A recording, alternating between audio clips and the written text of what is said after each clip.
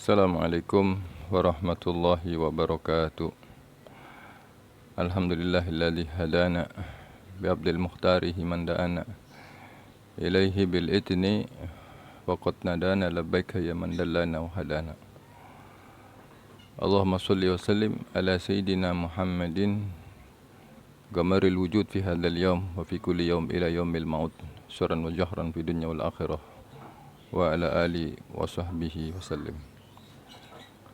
Ikhwan yang dirahmati Allah Subhanahu wa taala, selagi kita bersyukur kepada Allah Subhanahu wa taala, Allah yang telah berikan nikmat kepada kita, lalu pas salawat dan salam tercurah kepada mahabbah kita, yakni junjungan baginda Nabi besar Muhammad sallallahu alaihi wasallam beserta para keluarga, sahabat dan juga para pengikutnya yang senantiasa setia mengikuti perjalanan ila yaumil qiyamah.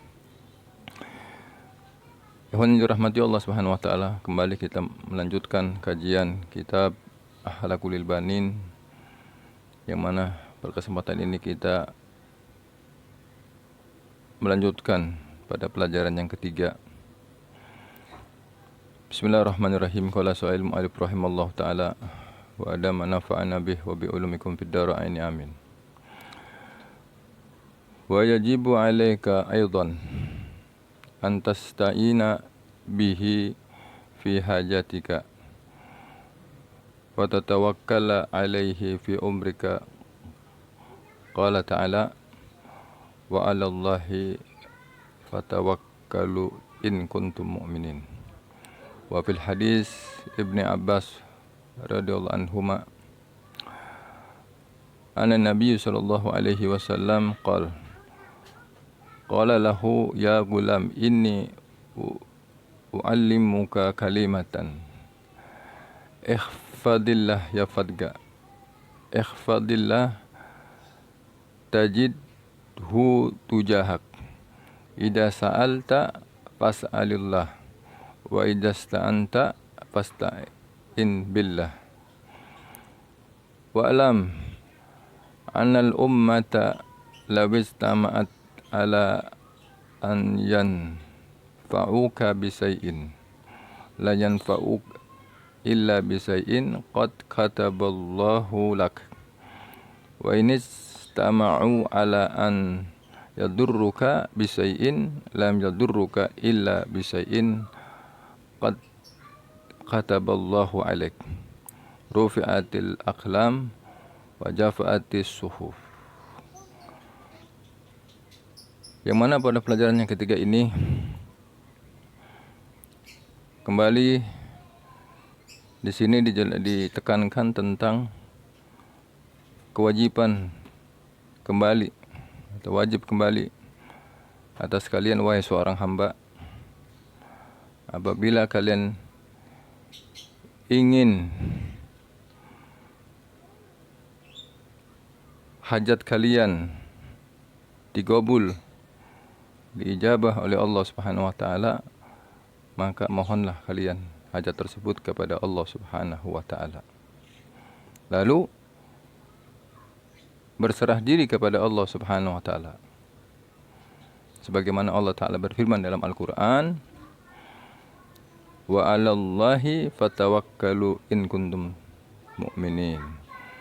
Dan berserah dirilah kalian kepada Allah Subhanahu wa taala in kuntum mu'minin, sungguh kalau kalian ini beriman kepada Allah Subhanahu wa taala.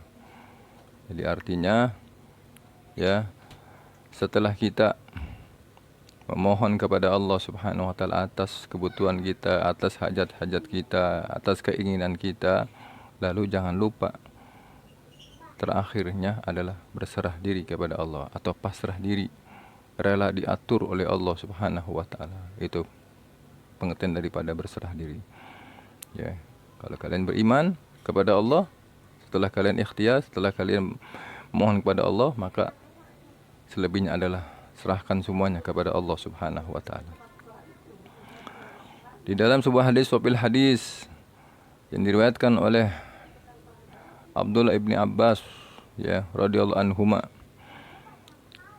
yang mana Nabi sallallahu alaihi wasallam bersabda, "Ya gulam, wahai anakku, inginkan inni u'allimuka kalimatan, inginkah kalian aku ajari beberapa kalimat.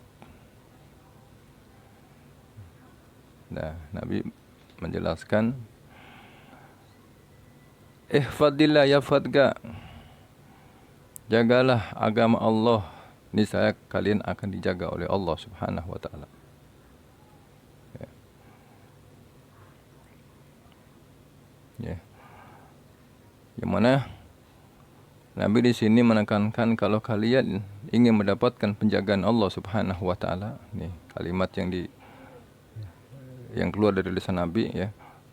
Kalau kalian ingin mendapatkan penjagaan dari Allah taala, maka jangan lupa jagalah agama Allah Subhanahu wa taala, niscaya kalian akan dijaga oleh Allah Subhanahu wa taala.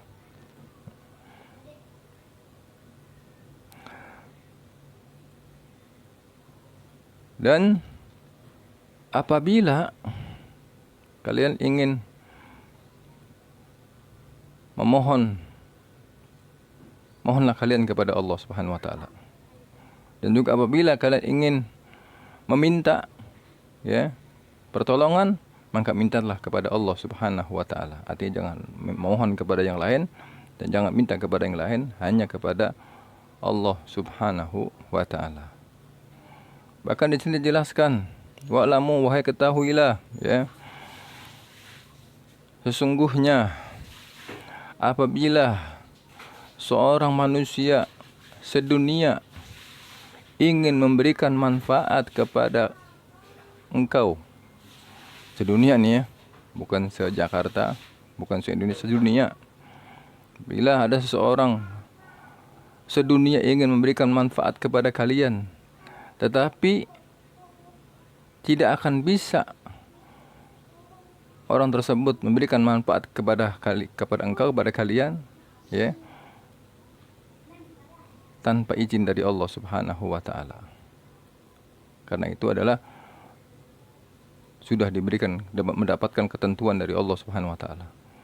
Sebaliknya, apabila ada seseorang yang ingin menghancurkan kalian, ingin membinasakan kalian, nih, sedunia orang ingin membinasakan kalian, menghancurkan kalian, ya, itu pun tidak akan bisa menghancurkan kalian tanpa izin Allah Subhanahu wa taala.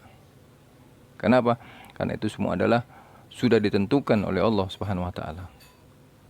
Ya. Jadi kebaikan, ya, sesuatu yang akan diberikan kepada hambanya kalau Allah sudah tentukan, ya, walaupun manusia tidak senang sedunia kepada ini orang, kepada ini hamba, tetapi Allah yang senang, Allah yang cinta kepada ini hamba, maka orang yang ingin mencelakakan orang tersebut, satu orang ini, tidak akan bisa. Kenapa? Karena itu sudah ketentuan Allah SWT. Sebaliknya juga, ya, sedunia orang ingin memberikan manfaat kepada ini satu orang tanpa, ya, kalau Allah Ta'ala tidak menginginkan kemanfaatan terhadap ini orang tersebut, ya, tidak akan juga pula bisa. Kenapa? Karena kemanfaatan, kemudaratan itu semua adalah hakikatnya milik Allah Subhanahu wa taala. Walaupun kita, ya, tidak bisa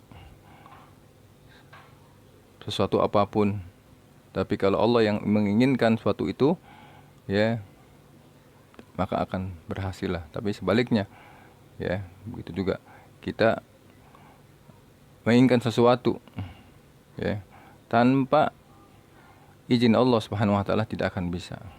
Jadi semua itu adalah ketentuan Allah Subhanahu wa taala, sebagaimana Allah mengibaratkan, ya, yang dijelaskan di dalam hadis ini bahwa kalau pena para malaikat yang telah mencatat kebaikan atas hamba tersebut sudah diangkat, maka siapapun orangnya tidak akan bisa merubahnya.